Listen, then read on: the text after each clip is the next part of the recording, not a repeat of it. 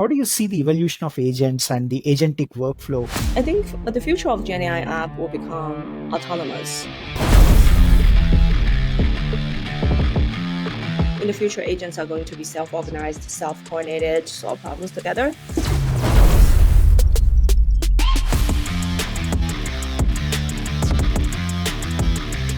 We'll have a system, it will automatically route indirect requests to the right agent API to process. So then the control is going to be distributed.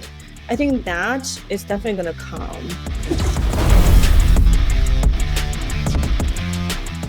In that world, you can imagine there are multiple hubs to solve a problem, and the latency becomes even more important.